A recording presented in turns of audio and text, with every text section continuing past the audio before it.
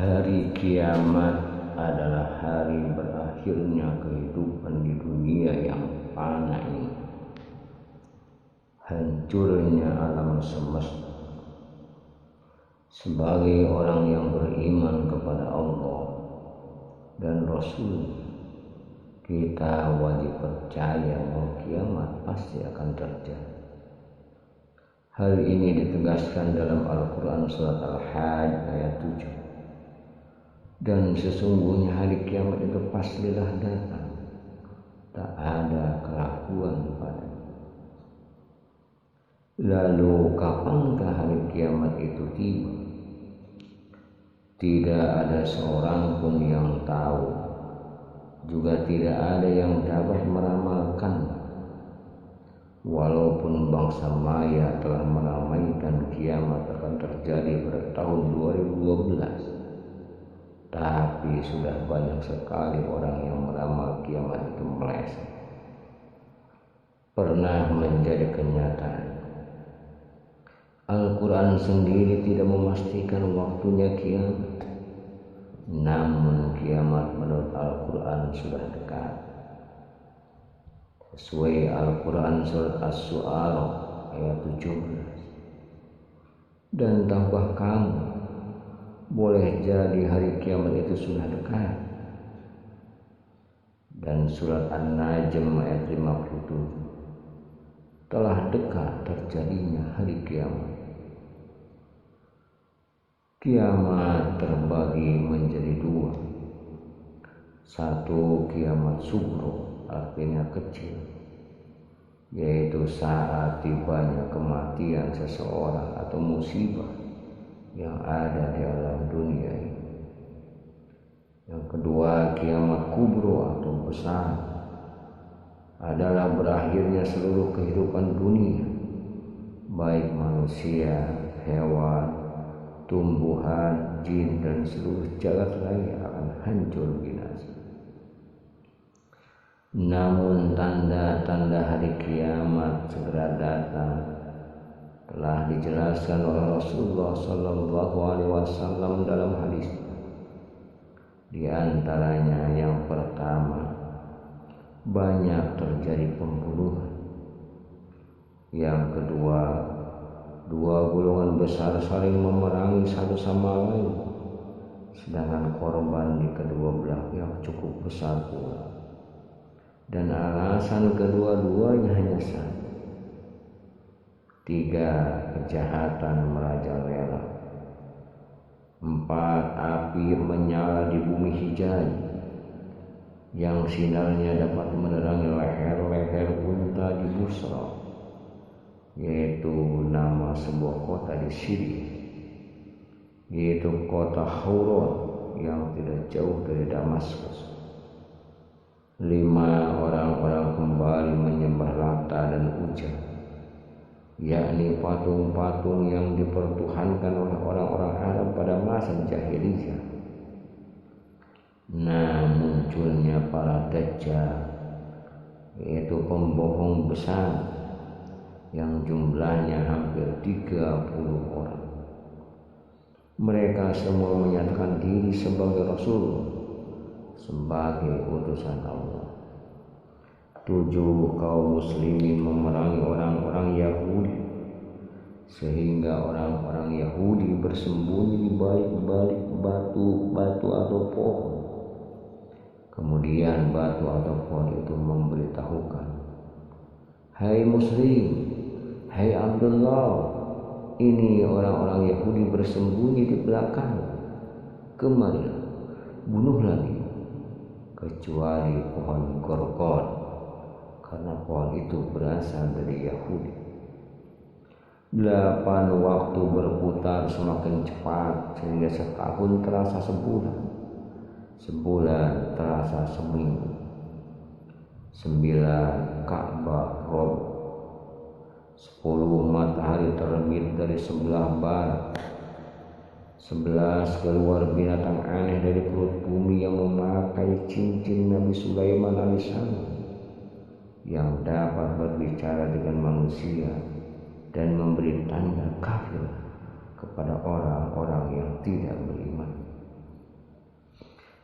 15 adanya Ya'juj dan Ma'juj adalah segolongan umat manusia yang mempunyai kekuatan besar dan berpikiran sesat.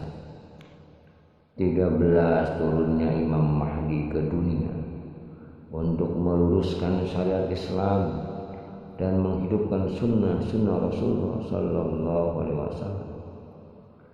14 turunnya Nabi Isa Alaihissalam dari langit yang akan menjadi hakim, memperjuangkan kebenaran bersama Imam Mahdi. Dialah yang menumpas Dajjal, menghancurkan salib serta mengajak umat manusia mengesahkan Allah Subhanahu wa Ta'ala sekaligus menyembahnya. 15 lenyapnya tulisan-tulisan dalam Al-Quran dan tiada seorang pun yang hafal bacaannya. 16 segenap manusia menjadi kafir, dan inilah tanda paling akhir menjelang hari kiamat. Terjadinya hari kiamat itu ditandai dengan beberapa kejadian besar.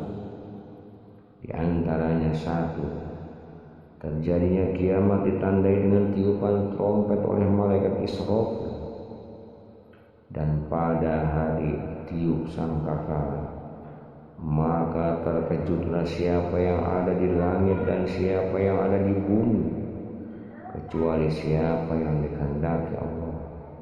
Surat Al-Naml ayat 87. 2. Lalu bumi dan gunung-gunung berguncang, dan jadilah gunung itu tumpukan pasir yang berterbangan, sesuai surat Al-Mujammil ayat 14. 3. Langit terpecah, sesuai surat Al-Insyiqaq ayat 1. 4. Bumi digoncangkan dengan goncangan yang sangat dahsyat, dan bumi mengeluarkan isinya, sesuai surat Al-Zalzalah ayat 1-2. 5. Matahari digulung, bintang-bintang berjatuhan, lautan meluap dan langit lenyap, sesuai surat At-Takwir ayat 1, 2, 3, 6, dan 11. 6. Hari itu menjadi pertanda masa perpindahan umat manusia dari kehidupan dalam dunia menuju alam akhirat yang baru, yakni kekal abadi. 7. Tidaklah lama berlangsungnya peristiwa kiamat, melainkan sekejap mata atau lebih cepat, sesuai Al-Quran surah An-Nahl ayat 77. Hari kiamat itu mempunyai nama yang banyak. Di antaranya yang pertama Yaumul Al-Qiyamah, yaitu hari kiamat. Kata inilah yang paling banyak disebutkan dalam Al-Quran, ditemukan di 71 tempat. 2. Yaumul Akhir, yaitu hari kemudian atau akhir, sebab pada hari itulah akhir kehidupan makhluk sebelum kembali ke alam barzakh. 3. Yaumul Hisab, hari perhitungan amal, sebab pada hari itu semua umat manusia akan diadili oleh Allah Subhanahu wa Ta'ala. 4. Yaumul Jalzah, yaitu hari kebencangan dan keruntuhan, sebab pada hari itu bumi mengalami kegoncangan yang amat dahsyat. 5. Yaumul Qasiyah, yakni hari kejadian yang dahsyat. 6. Yaumul Haqqah, hari yang pasti terjadi, sebab hari ini pasti terjadi, dan semua janji Allah tentang adanya kehidupan di alam akhir mulai terbukti. 7. Yaumul Asyir, hari penuh kesulitan, semua makhluk hidup pada hari itu sangat menderita. 8. Yaumul Ba'ats, yaitu hari berbangkit, karena pada hari itu semua manusia yang telah mati dibangkitkan dari kuburnya. 9. Yaumul Jami, yaitu hari mengumpulkan seluruh makhluk. 10 Yaum al-A'raf, yaitu hari diperlihatkan semua perbuatan setiap manusia. 11 Yaum at-Tanad, yakni hari panggil memanggil, sebab pada hari itu setiap manusia yang ditimpa penderitaan memanggil-manggil orang lain, memohon pertolongan meskipun tak ditanggapi. Kejadian hari kiamat memiliki urutan peristiwa, yaitu peristiwa kejadian dari awal hingga akhir. Ada beberapa rangkaian peristiwa yang harus dilalui oleh umat manusia menuju keabadian hidup di alam akhir. Nafhatan, yakni 2 kali tiupan sangkakala oleh malaikat Israfil. Tiupan pertama adalah saat tiba hari kiamat di mana semua makhluk dimatikan oleh Allah Subhanahu wa taala. Tiupan kedua adalah sebagai tanda dibangkitkannya umat manusia dari alam kubur. Ba'ats adalah hari dibangkitkannya manusia dari alam kubur untuk mempertanggungjawabkan amal perbuatannya dalam pengadilan Allah. Hasyr adalah hari dikumpulkannya manusia di padang mahsyar untuk diadili dan diputuskan oleh Allah Subhanahu wa taala berdasarkan amal perbuatan manusia itu sendiri selama hidup di dunia. Apakah dia berhak masuk surga atau harus menghuni neraka? Keadaan di padang mahsyar itu amat menyiksa bagi segenap umat manusia, di mana matahari hampir tak berjarak dengan kepala dan tidak ada tempat untuk berlindung. Pada hari itu hanya ada 7 golongan manusia yang mendapat naungan dari naungan Allah Subhanahu wa taala.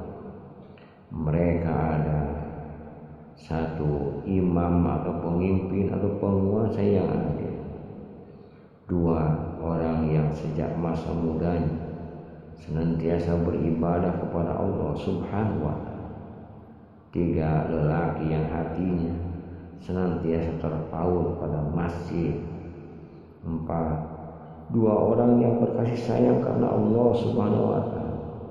Mereka berkumpul dan berpisah karena Allah Subhanahu wa taala. 5 orang yang mampu memelihara dan mengendalikan diri dari segala godaan setan dan nafsu buruk, terutama masalah syahwat atau bawah perut, karena takut kepada Allah Subhanahu wa taala. 6 orang yang bersedekah dan merahasiakannya, laksana tangan kirinya tidak mengetahui apa yang disedekahkan oleh tangan kanan. 7 orang yang mengingat Allah dalam kesunyian tengah malam hingga tergetar hatinya akan kebesaran Allah Subhanahu wa taala. Syafaat uzma adalah pertolongan Nabi Muhammad SAW untuk semua makhluk. Pada waktu itu Nabi SAW memohon kepada Allah Subhanahu wa taala agar secepatnya diadakan hisab, dan Allah Subhanahu wa taala mengabulkan permohonan beliau. Nabi juga memberikan syafaat atau pertolongan khusus antara lain kepada calon ahli surga agar mereka diizinkan oleh Allah Subhanahu wa taala segera memasuki tempat yang penuh kelezatan tersebut. Dan untuk ahli tauhid akan diringankan dosa-dosanya. Hisab adalah perhitungan amal baik dan buruk segenap umat manusia selama hidup di dunia. Pada waktu itulah banyak manusia menyesal karena selama hidup di dunia telah meragukan kebenaran agama Allah Subhanahu wa taala. Mereka itu memohon kepada Allah Subhanahu wa taala agar dikembalikan ke dunia untuk beramal soleh guna menebus kesalahan-kesalahannya, namun tidak dikabulkan. Mizan, timbangan neraca, adalah penimbangan antara dosa dan kebajikan setiap manusia. Kitabul kitab adalah pembukaan buku catatan amal setiap manusia. Haud atau telaga, setiap nabi atau rasul memiliki telaga untuk memberi minum umatnya. Nabi Muhammad SAW memiliki telaga bernama Kausar, namun hanya calon penghuni surga yang dapat menikmati kelezatan air telaga ini. Shiratal Mustaqim adalah sebuah jembatan atau titian yang membentang di atas neraka, yang menghubungkan antara padang mahsyar dan surga. Permukaan titian tersebut tipis dan tajam. Menurut keterangan dari sahabat Abu Sa'id radhiyallahu anhu, jembatan ini lebih tipis dari rambut dan lebih tajam dari mata pedang. Mereka yang sudah dihisab dipersilakan melintasi jembatan itu menuju ke surga. Sulit mudahnya dan berhasil tidaknya melintasi jembatan ini sepenuhnya ditentukan oleh amal ibadah manusia itu sendiri selama hidupnya di dunia. Karenanya berbeda-beda cara yang dilakukan oleh setiap manusia dalam melintasi jembatan tersebut. Ada manusia yang melintasinya secepat kilat menyambar. Ada manusia yang melintasinya seperti kecepatan angin. Ada manusia yang melintasinya seperti burung terbang. Ada manusia yang melintasinya secepat kuda pacuan. Ada manusia yang melintasinya dengan berlari. Ada manusia yang melintasinya dengan berjalan sehari semalam. Ada manusia yang melintasinya dengan memakan waktu sampai sebulan bahkan bertahun. Orang yang berhasil melintasi jembatan tersebut akan sampai ke surga, sedang yang terpeleset jatuh ke dalam neraka. Na'udzubillahi min dzalik. Wallahu a'lam bishawab.